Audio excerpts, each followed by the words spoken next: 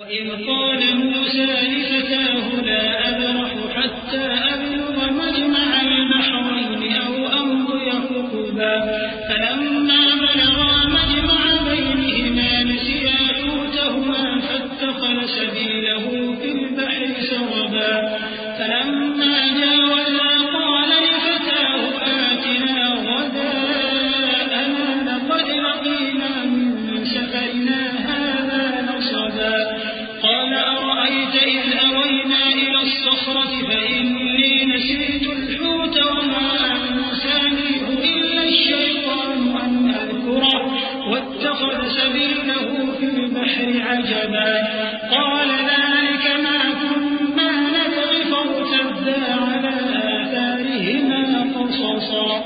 اور جب موسیٰ نے اپنے شاگرد سے کہا کہ جب تک میں دو دریاؤں کے ملنے کی جگہ نہ پہنچ جاؤں ٹلنے کا نہیں، خاص صدیوں چلتا رہوں۔ پھر جب وہ دونوں ان دریاؤں کے سنگم پر پہنچے تو اپنی مچھلی بھول گئے۔ پھر اس مچھلی نے دریا میں سرنگ کی طرح اپنا رستہ بنا لیا۔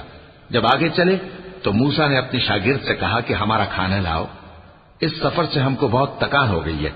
اس نے کہا کہ بھلا آپ نے دیکھا کہ جب ہم نے اس چٹان کے پاس آرام کیا تھا تو میں مچھلی وہیں بھول گیا، اور مجھے آپ سے اس کا ذکر کرنا شیطان نے بھلا دیا، اور اس مچھلی نے عجیب طرح سے دریا میں اپنا رستہ بنایا۔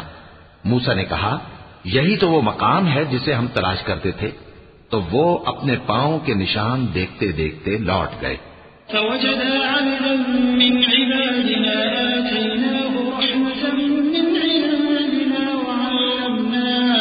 وعلمناه من لدنا علما قال له موسى هل أتبعك على أن تعلمني مما علمت رشدا قال إنك لن تستطيع معي صبرا وكيف تصبر على ما لم تحط به خبرا قال ستجدني إن شاء الله صابرا ولا أعصي لك أمرا قال فإن اتبعتني فلا تسألني عن شيء حتى أحدث لك منه ذكرا۔ وہاں انہوں نے ہمارے بندوں میں سے ایک بندہ دیکھا جس کو ہم نے اپنے ہاتھ سے رحمت خاص سے نوازا تھا اور اپنے پاس سے ایک خاص علم بخشا تھا۔ موسیٰ نے ان سے جن کا نام خضر تھا کہا کہ جو علم اللہ کی طرف سے آپ کو سکھایا گیا ہے اگر آپ اس میں سے مجھے کچھ بھلائی کی باتیں سکھائیں تو میں آپ کے ساتھ رہوں۔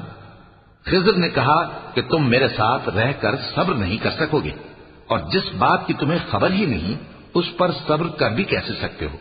موسیٰ نے کہا اللہ نے چاہا تو آپ مجھے صابر پائیے گا اور میں آپ کے ارشاد کے خلاف نہیں کروں گا۔ خضر نے کہا اگر تم میرے ساتھ رہنا چاہو تو شرط یہ ہے مجھ سے کوئی بات نہ پوچھنا جب تک میں خود اس کا ذکر تم سے نہ کروں۔